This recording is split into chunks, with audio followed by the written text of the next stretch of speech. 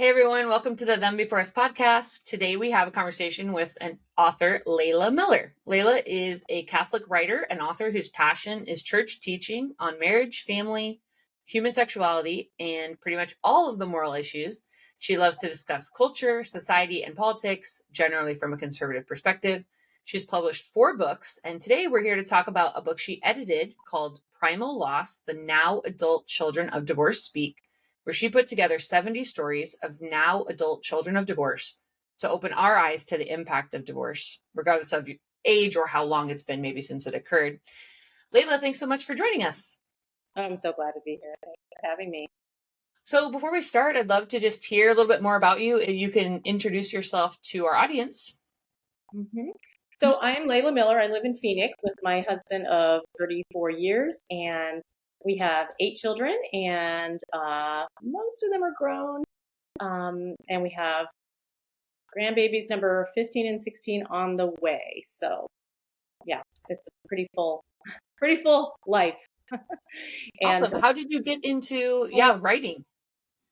So literally, I just believe God gave me a gift for writing because I started writing when I was like 4 years old, and just for fun. And as I got to be an adult, and I was an English major in college, mostly I just wanted to be a wife and a mom, and that worked out well.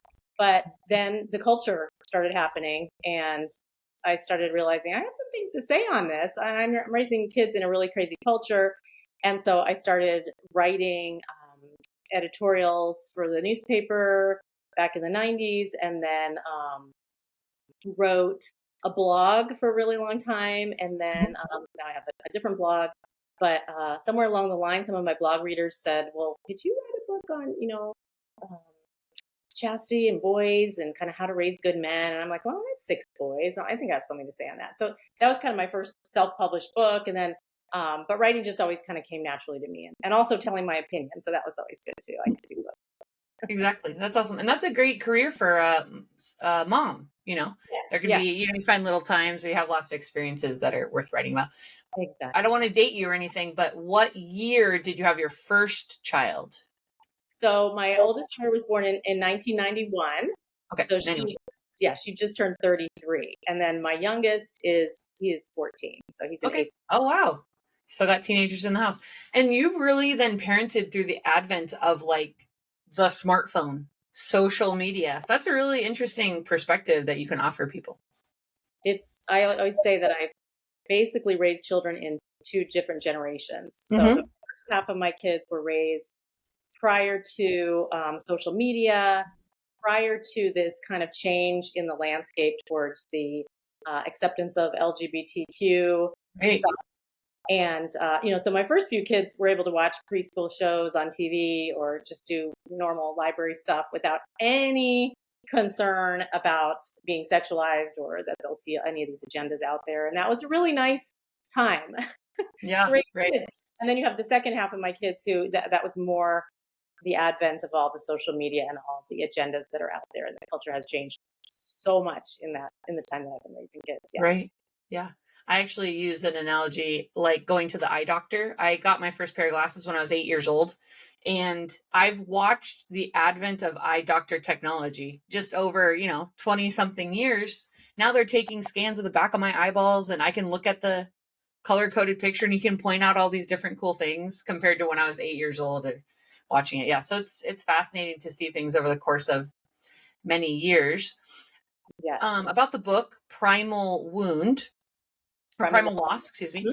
What made you want to feature adults who experienced divorce as children? What was it that led you to that? So it was completely unexpected, off my radar screen whatsoever. I am not a child of divorce. I am not divorced myself. I had no experience with this. But I do have friends, friends who are adults, and some of them in my, inner sanctum are children of divorce. And one in particular started talking quite a bit about, not quite a bit, I just say in our normal conversations as friends, she would be facing issues around the holidays or different things like that with her own children, and with her family of origin that I never experienced. And it's because she was, the child of divorce. Her parents divorced when she was probably 6 or 7. And here she was in her early 40s with a very happy marriage, with kids. And she was navigating things and carrying burdens that I'd never even considered. For example, her father's new wife and her kids from a previous marriage. And then there's the step grandchildren, and how the father is more interested, really, and it's understandable, in pleasing his wife rather than his first family's children and grandchildren. But the wife has grandchildren from her children, and those children took precedent. And who's she going to go to stay with at Thanksgiving, or who's the family going to visit, or who does she text first when it's Christmas morning, or who's going to get upset at this wedding or this graduation. Just so many different complications. And she kind of keep saying these things, not like in a terribly pushy way, but I started to realize there's a burden she's carrying that I don't know about. So I started asking her questions. And her mom had, I think, also several husbands or boyfriends or something. So there's that side. There's two sides she's straddling. And her parents didn't really even know each other anymore, which is weird to think about, that your parents don't know each other anymore. So I said, you should write something about this, because we don't know people from I never even thought about it. I think it was 50 years old when this was going on. Wow. And she said, oh, maybe I will. And then she just never did. So I had quite a not quite. I had a social media presence at the time. And I said, well, I'm going to put some questions out there and see if someone wants to answer me. And so I just thought up 8 questions, literally in a spur of the moment, off the top of my head. And I said, does anyone want to anonymously answer these 8 questions? Because I'm curious. I want to put together something and give your answers. And I had probably over 100 people in the first couple of days say, I'll answer, as long as it's anonymous, because they get very, very worried that they're going to hurt their parents, and they love their parents. They don't want to hurt their parents. Right. And so that's what they did. About 70 of them ended up being emotionally able to answer these very simple questions. And then from there, I just put their responses, 8 chapters with different anonymous responses to the questions. And that opened my eyes a lot. Yeah. What were some of the, I don't expect you to list all 8 necessarily off the top of your head, but what were some of the questions? What made you think of which questions to ask to try and sum up, someone's experience of divorce? So the basic question, which was really general, is what were the effects of your parents' divorce on your life? And that's the first chapter. And that's just explosive. I mean, it's so hard to read. It's easy to read in the sense of, it's not a difficult book, but it's very emotionally difficult to read what they're saying. And then another chapter is, what would you say to people who tell you that kids are happy when their parents are happy and children are resilient? And that was the chapter that I had to bleep out a lot of swear words. People don't like that, to be told, well, kids are resilient. It's great. As long as your mom and dad are happy, you're happy. And that's not really true. And I said, what is the effect of your parents' divorce on your own marriage, or your own view of marriage if you're not married yet? And what would you like society to know that you can't really say? And what would you like your parents to know? And then I think there was another one that was like, what was the difference between your experience as a child of divorce versus as an adult? Although it's interesting, because some of the contributors to the book were adults when their parents did get divorced. Yeah. So, and it doesn't lessen the pain. If anything, it changes. The pain's a little different, but it's just as acute. Yeah. We call that phenomenon gray divorce. We've written about it at Them Before Us. And Katie answered a question on her radio program recently from someone who was talking about, how do I navigate these dynamics when I sort of feel like now I'm parenting my own children. I'm married. And now I also have to parent, it feels like, navigate, play peacemaker, try to organize my mom, my dad, to the point of what you were saying with your friend.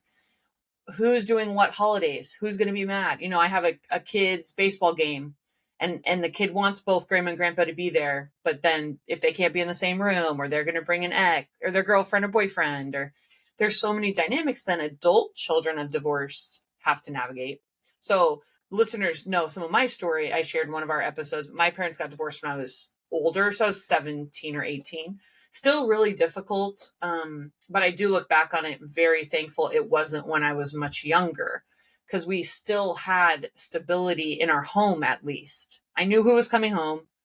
There was no other predators running around. We had, we never went without food. We always got the bills paid, and you had the two incomes, that sort of thing.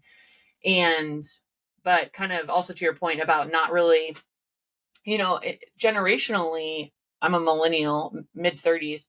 I know many, many, many people who've, my age, who've gotten divorced. I think the stat was probably 50-ish%, maybe 40 something percent of my age parents, right, got divorced. So it just seems very common. And then it's very difficult to, how can you picture a world where that doesn't happen? Millennials, I think, are kind of scared about, I don't know about getting married, because it's not something that lasts. Is that something you saw come up from folks? Just the insecurity of, how can I start a relationship or get married when it doesn't last? Oh, 100%. This is huge. It's a huge problem. In fact, I have a chapter in another book that another woman wrote.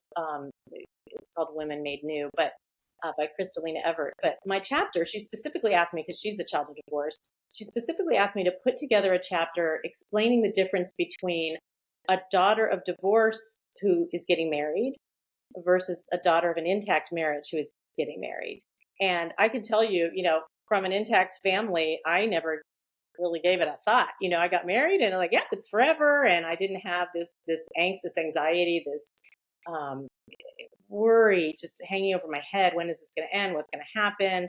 Am I able to do this? I've never seen this role modeled. I've never seen, the daughters of divorce. They've never seen conflict resolved. If love ends, if someone becomes unlovable, like, oh, okay, you're unlovable to me, now you're gone. So how does that work if you're going into a marriage? You've never seen a good example of how to work through that and pass that across. How do you get to the other side of it? So it is starkly different. I didn't realize it. Again, and in the book itself, in Primal Loss, there are women who are, they will say, I'm married to a saint. And by the way, there are men in this book too, but women are more likely to answer questions about relationships. And so they're more able to talk about it. But one woman in particular said she was married to this saint of a man, and maybe married 15 to 20 years before she stopped squirreling away money in her sock drawer, wondering, when he's going to leave, when she's going to have to. She said she was even suicidal at points with the anxiety that she had over her own marriage. And she said it took a long time to heal from what had happened in her childhood to realize this is not, I don't have to repeat this. This is not, it doesn't have to be my life too. Right. And, but the anxiety and just that again, I call it, this burden. And I think half of America doesn't really understand that the other half of America is a walking wounded type situation. We just didn't think about it. There's one woman, I will say there's a lot of silence around this issue, which is why I really appreciate what you and Katie are doing. I didn't realize, because again, I never thought about it, but nobody's allowed to talk about it. The kids aren't allowed to put a spin on it that would make the adults feel bad. So, because believe me, I'm sure the adults feel guilty enough, which is why they have to make it seem like it's probably no big deal for the kids. Everything's going to be okay. Kids are resilient. It doesn't really work out that way. But I was on one show a few years ago, and a lady emailed me, and she was in her mid 60s. And she said her parents had divorced 50 some years earlier. And she said, I have to tell you, I never knew, all these decades, I never knew that other people felt the way that I did. Wow. Wow, you've been walking around for 50 some years in America as a child of divorce, and that's how secretive and silent your feelings have to be, that you do not know even that other people have these exact same feelings that you do. We're just not allowed to talk about it. I know there's research, right? So someone will say the research shows kids are totally resilient and fine. And what's interesting is they're comparing, who are they comparing it to? Are they comparing divorced kids to other divorced kids? Are they comparing divorced kids to single moms where the dad was never in the picture? They're sort of rarely comparing it to, here's the ideal, and now you see the outcomes, And now let's compare it to divorced parents. And you have to wonder, with the prevalence of divorce, how much has it impacted, even at the research level? Because nobody wants to admit what you did really hurt your kids. So they're sort of, it's kind of like we talk about with the LGBT studies. If you're asking parents who identify as LGBT, hey, are your kids doing okay being raised with two moms or two dads? You tell us how they're doing. It's not surprising that they say, my kids are doing great. I am doing a great job parenting, and my kids don't have any problems. Because of what's the alternative? This sucks for my kids. They hate it. They ask me all the time where their dad is, or they want a dad. But that is not coming up very much in the research. And I just wonder a little bit if this push for kids are resilient, they'll be okay. It's just adults telling themselves this to make themselves feel better, because at some level we've all bought in, culture, the Disney thing of follow your heart, follow your dreams. My kids will be happy if I'm happy, like you brought up, and you just don't really see the devastation. And kids end up flipping, like we said, feeling like they have to care for. Like, picture one spouse doesn't want to leave, but the other one just abandons you. But now you're feeling for your parent that didn't want to leave. You're seeing the emotions, the sadness, the brokenness. You feel heavy for that. You still care for your parent that maybe instigated it, even if you're upset, but you don't necessarily know how to articulate all these things. Oh, that's what had come to mind with what you were talking about, is that we've talked about the statistics. A lot of kids, when their parents announced they're getting a divorce, had no idea it was coming. So parents will think, we're at the edge of our rope. We can't handle this anymore. It's so terrible. It's better for my kids to live in a, separated house than what we have right now. But the reality is, most divorces hit kids like same in my family. My parents didn't have a good marriage, but when they announced it at dinner, it was like out of nowhere. It was just the craziest floor dropping out from you feeling, because you aren't looking at the world the way the parents are. Exactly. So for the parents, they might think, oh, we're finally getting free of all the suffering, and we're finally getting a new start.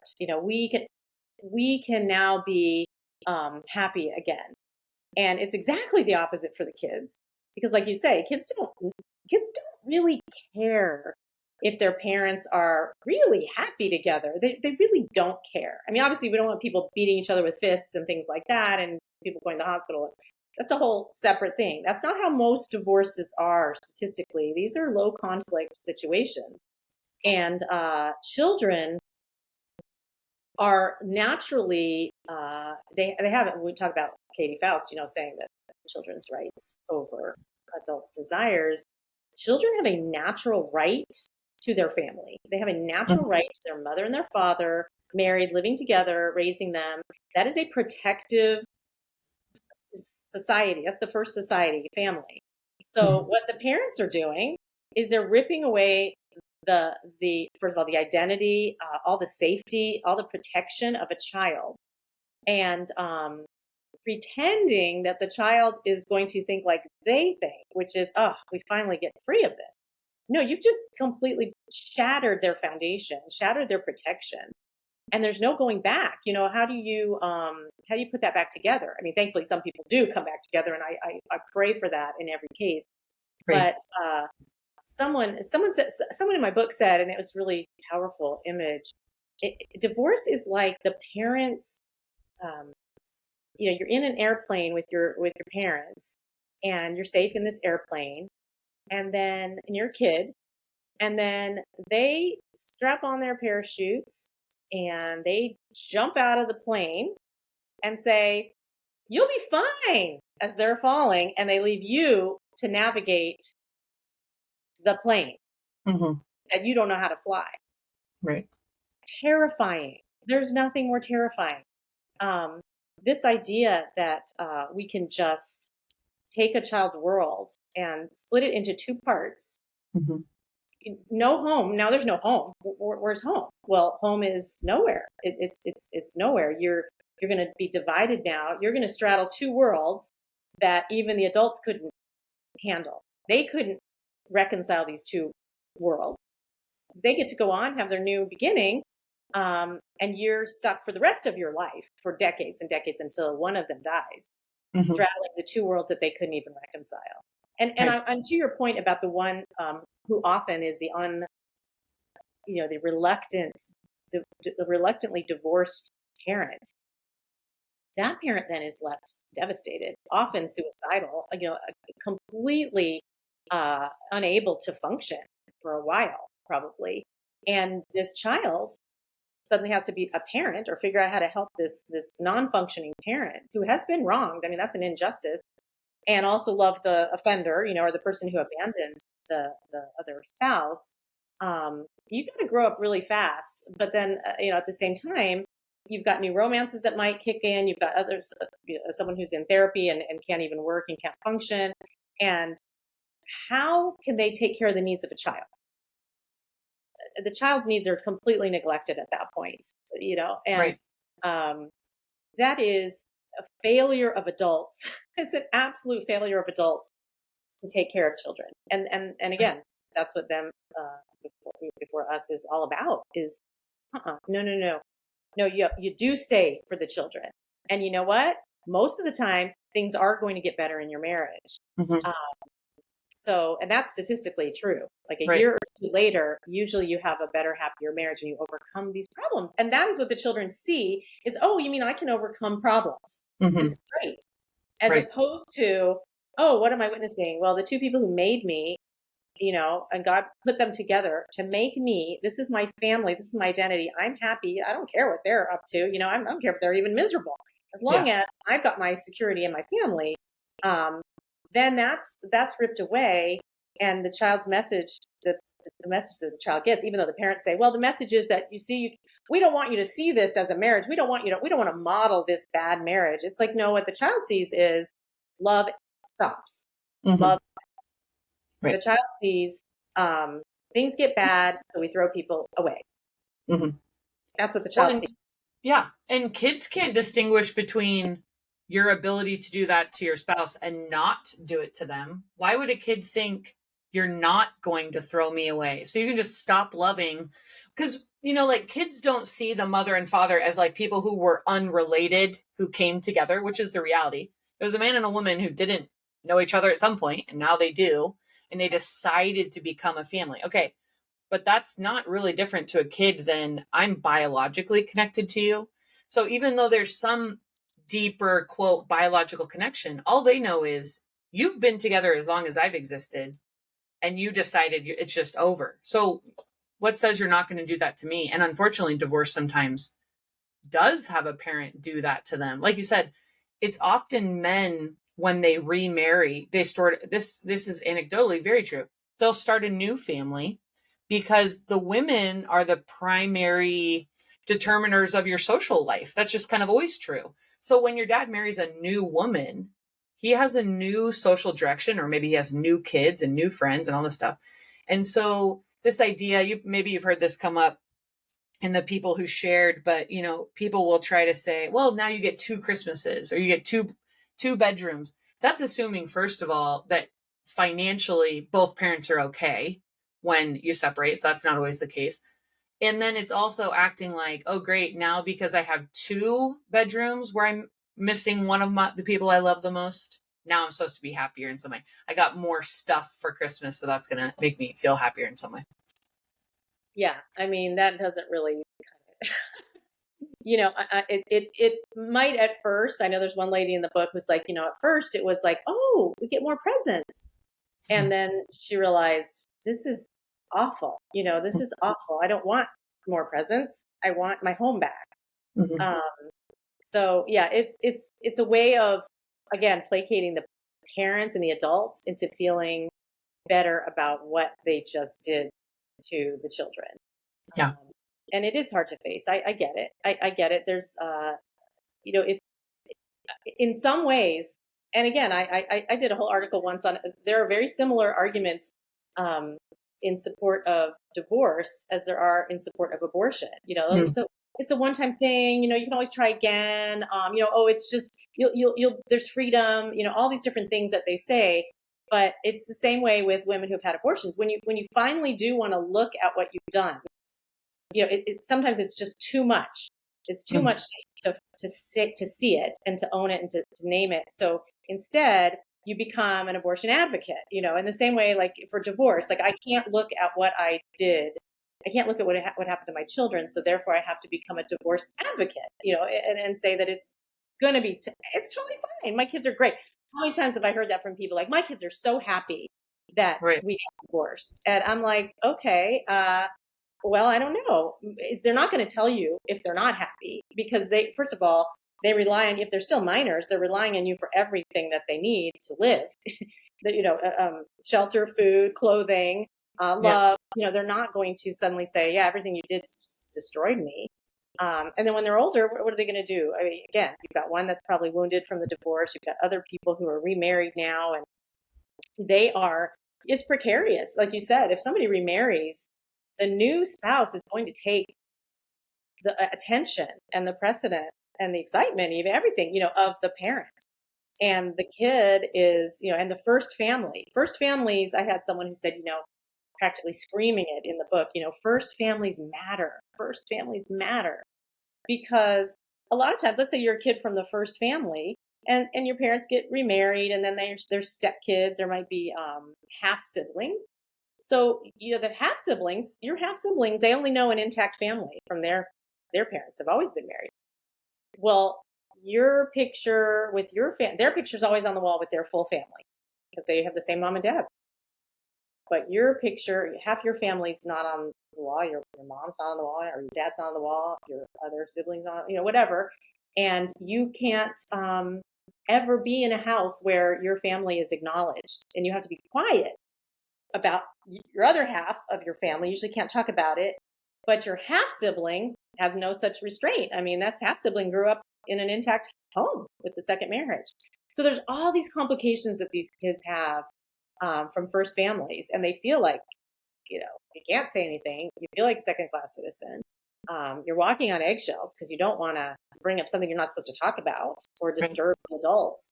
So there's so many complications, and people just never think about it because they're happy in their new romance. And that's the social contract. Used to be the social contract was for the child, that honor and, staying together for the kids and working hard at a marriage till death. That was honor. That was the vow. And now marriage is about romance. It's not about a family and about these children and raising up children. It's about romance. So if you don't feel the romance anymore, you get to leave. But that's never what marriage was about. It was just a feeling of being romantic, and not at all. Yeah. So based on, all the stories that you cultivated and things you've learned and been impacted by, what would be your encouragement, maybe to three groups? And I can remind you if we lose track where we are, but like first group of people to encourage would be maybe the folks who are listening to this and they're in a marriage like we've described. It is hard. I am considering this because I can't do this anymore. And like we make a distinction when there's abuse or it's kids are unsafe and those kinds of things, there might be grounds for physical separation and support in that way to not be in the same home for physical, safety. And so that's different than we're not getting along or I don't feel the love anymore. So maybe encouragement for that group. We're in a difficult marriage. Encouragement for someone who's divorced, but they were not at fault. They wanted to stay married, but they have kids and that's where they are now. But maybe even what's our encouragement for, maybe there's someone listening to this and they're starting to realize I did initiate our divorce and I was the reason. But now I'm recognizing this really impacted our kids. How can we encourage these three groups of people? Well, I'll start with that last one. I have had experience of people who've read the book or talked to their kids or seen the damage that was actually done. And they have, I had one lady email me and say, I recognized myself, I recognized my situation. And my son, who's now in his 30s, I mean, she said, I left my husband, and I now see what it did to my children. And she said, I went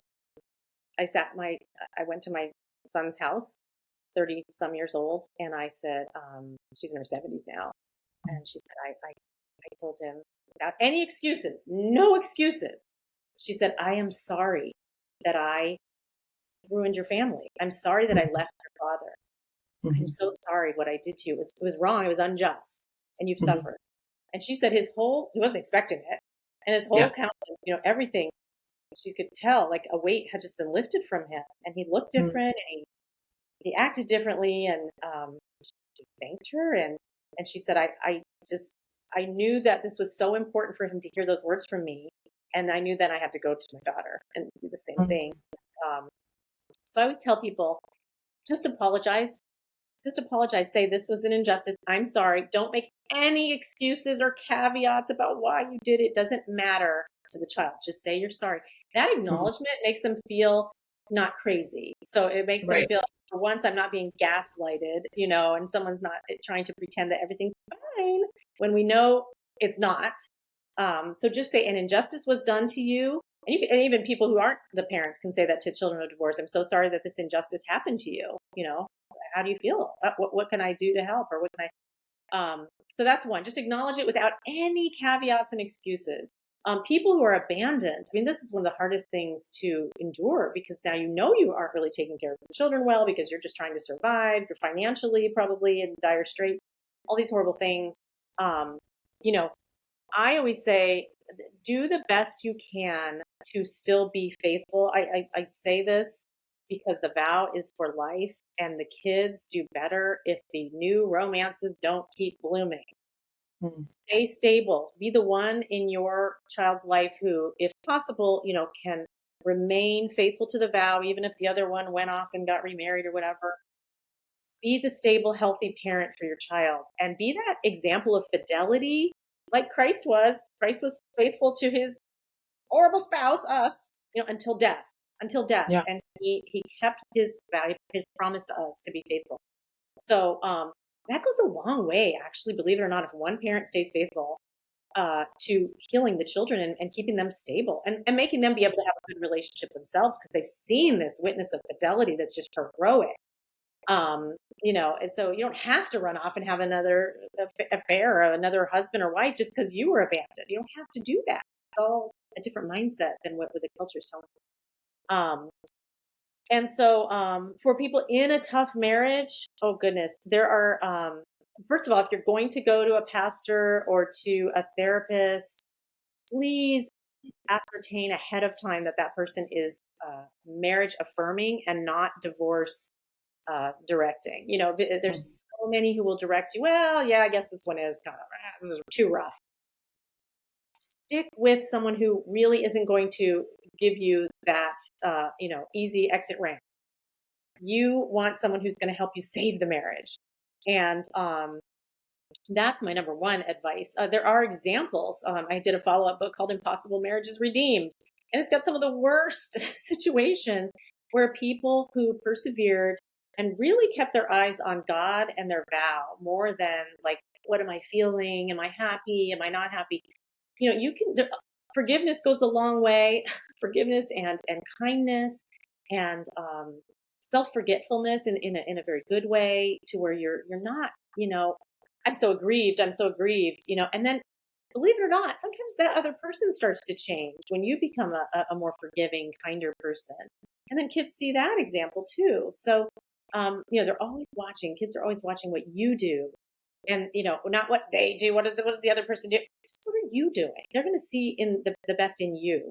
So I would say do stay together for the kids. Do stick it out. Do try. Do go to good counselors and pastors and practice the virtues. You're going to be a better spouse if you become more Christ-like, as you go along. So, and there's always hope. I mean, I would say Christians. Who are Christians if we are not people of redemption? Then who are we? Yeah. We keep forgetting who we are. So we don't want to go with the culture, which just says it's over, it's disposable, I'm done. No, see what God has. But the subtitle to my second book is "They didn't end the story in the middle."